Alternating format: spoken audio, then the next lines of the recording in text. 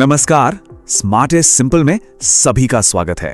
अच्छा, कभी सोचा है कि जब शहर में नगर पालिका के चुनाव होते हैं तो असली कमांड किसके हाथ में होती है?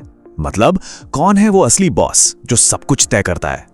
आज हम राजस्थान म्युनिसिपल एक्ट 2009 की धारा 11 में एकदम गहराई से उतरकर इसी सवाल का जवाब ढूंढने वाले हैं। तो चलिए बिना देर किए शुरू करते हैं। तो ये है आज का सबसे बड़ा सवाल। राजस्थान में नगरपालिका चुनावों का असली बॉस कौन है? क्या वो राज्य सरकार है या फिर कोई और?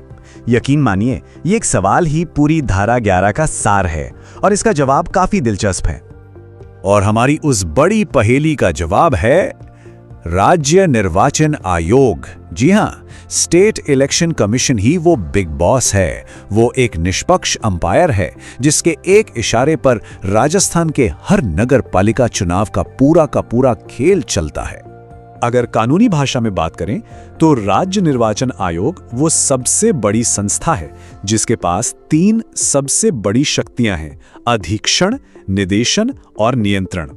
अब ये शब्द थोड़े भारी लग सकते हैं, पर इनका मतलब बहुत सीधा है। अधीक्षण मतलब पूरे चुनाव पर बाज की तरह नजर रखना कि सब कुछ ठीक ठाक और निष्पक्ष हो रहा है या नहीं। निदेशन का मतलब है चुनाव कैसे होगा, उसके नियम कानून और दिशा निर्देश जारी करना। और नियंत्रण, इसका मतलब है कि अगर कहीं कुछ भी गड़बड़ हो तो उसे ठीक करने का आखिरी अधिकार भी इसी के पास है। सीधी सी बात है, चुनाव की ए से लेकर जेड तक की सारी जिम्मेदारी इसी की है। तो आयोग के काम को हम 3 आसान स्टेप्स में समझ सकते हैं। पहला और सबसे जरूरी स्टेप, निर्वाचक नामावली तैयार करना, यानी कि वोटर लिस्ट बनाना। कौन वोट देगा ये यहीं से तय होता है। दूसरा स्टेप, एक बार लिस्ट बन गई तो फिर आता है चुनावों का अधीक्षण, मतलब पूरी प्रक्रिया की निगरानी। और तीसरा स्टेप है निदेशन और नियंत्रण को लागू करना, ताकि ये पक्का हो सके कि चुनाव नियमों के हिसाब से और बिना किसी भेदभाव के हो रहे हैं। चलिए, अब ये तो एकदम साफ हो गया कि चुनाव कौन करवाता है, लेकिन अगला बड़ा सवाल ये है कि ये चुनाव आखिर होने कब चाहिए? क्या इसकी कोई समय सीमा है? बिल्कुल है, और कानून इस मामले में बहुत ही ज्यादा सख्त है। यहां पर देरी की कोई गुंजाइश ही नहीं होती। कानून में 2 मेन सिचुएशन बताई गई हैं। पहली, जब कोई नगर पालिका अपना 5 साल का कार्यकाल पूरा कर रही हो। ऐसे में कार्यकाल खत्म होने से पहले ही नए चुनाव करवाने होंगे। और दूसरी, जो ज्यादा इंटरेस्टिंग सिचुएशन है, वो है जब किसी नगर पालिका को समय से पहले ही भंग कर दिया जाए, मतलब डिसॉल्व कर दिया जाए।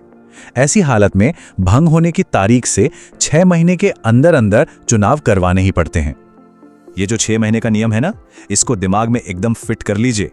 ये एग्जाम में पूछे जाने वाले सबसे फेवरेट सवालों में से एक है। सच में, जैसे ही कोई नगर पालिका भंग हुई, बस 6 महीने का काउंटडाउन शुरू, टिक टॉक। और सुनिए, ये कोई ऑप्शन नहीं है, ये तो एक जरूरी शर्त है जिसे पूरा करना ही होता है। लेकिन कहते हैं ना, हर नियम का एक अपवाद होता है, और यहां भी एक बहुत ही लॉजिकल अपवाद है। जरा सोचिए, किसी नगर पालिका को भंग किया गया पर उसका कार्यकाल सिर्फ 3 या 4 महीने ही बचा था। तो क्या इतने कम समय के लिए चुनाव का पूरा तामझाम करने का कोई मतलब बनता है? कानून कहता है बिल्कुल नहीं। अगर बचा हुआ कार्यकाल 6 महीने से भी कम है तो कोई चुनाव कराने की जरूरत नहीं है। तो क्या आयोग ये सारा काम अकेला करता है? नहीं, यहां पर राज्य सरकार एक हेल्पर की भूमिका निभाती है। जब भी आयोग को कर्मचारियों की जरूरत होती है तो सरकार उन्हें उपलब्ध कराती है। चुनाव की जो अधिसूचना होती है, यानी कि नोटिफिकेशन, वो भी राज्य सरकार ही जारी करती है। लेकिन यहां एक बहुत बड़ा लेकिन है। सरकार ये सब अपनी मर्जी से नहीं करती, बल्कि केवल और केवल राज्य निर्वाचन आयोग की सिफारिश पर करती है। ऐसा क्यों? ताकि आयोग की आजादी बनी रहे और चुनावों में कोई राजनीतिक दखलंदाजी ना हो।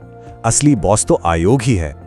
चलिए, थ्योरी तो बहुत हो गई, अब वक्त है ये परखने का कि कितना ध्यान से सुना गया है। तो तैयार हो जाइए एक एग्जाम लेवल के सवाल के लिए। देखते हैं कौन इसका सही जवाब दे पाता है।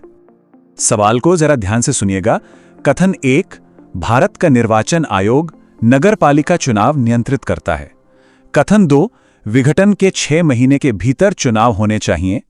कथन 3, यदि शेष कार्यकाल 6 महीने से कम है तो चुनाव की जरूरत नहीं है। और कथन 4, राज्य निर्वाचन आयोग खुद ही चुनाव की अधिसूचना जारी करता है। इनमें से कौन से कथन सही हैं? सोचिए, घड़ी की सुई चल रही है। अपना जवाब A, B, C या D फटाफट नीचे कमेंट्स में लिखिए, इससे पहले कि मैं जवाब बताऊं। देखते हैं आज हमारे कितने दर्शक टॉप करते हैं। ओके, तो टाइम अप। चलिए अब एक एक स्टेटमेंट का पोस्टमार्टम करते हैं।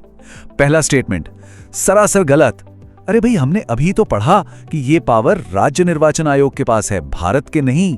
दूसरा स्टेटमेंट, हाँ ये बिल्कुल सही है, ये अपना 6 महीने वाला गोल्डन रूल। तीसरा, ये भी एकदम करेक्ट, ये वही लॉजिकल एक्सेप्शन है जिसकी हमने बात की थी। और चौथा स्टेटमेंट, ये था असली ट्रैप, ये गलत है। नोटिफिकेशन तो राज्य सरकार ही जारी करती है, लेकिन आयोग की सिफारिश पर। तो इस पूरे विश्लेषण के हिसाब से सही जवाब है बी। केवल कथन 2 और 3 ही सही हैं। जिन जिन लोगों ने बी जवाब दिया, बहुत बहुत बधाई। इसका मतलब तैयारी एकदम सही रास्ते पर है। चलिए, तो इस पूरी चर्चा को खत्म करने से पहले एक फटाफट वाला रिकैप कर लेते हैं, ताकि धारा 11 की सबसे जरूरी पॉइंट्स दिमाग में हमेशा के लिए छप जाएं। तो धारा 11 को याद रखने के बस 4 सूत्र हैं। पहला, असली बॉस राज्य निर्वाचन आयोग है। दूसरा, डेडलाइन है 6 महीने। तीसरा, एक छूट है जो 6 महीने से कम के कार्यकाल पर मिलती है।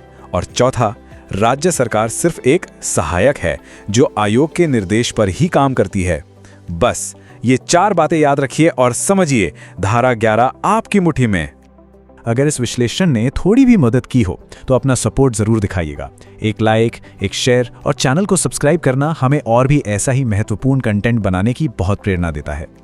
और हाँ, याद रखिएगा, ये हमारा वादा है।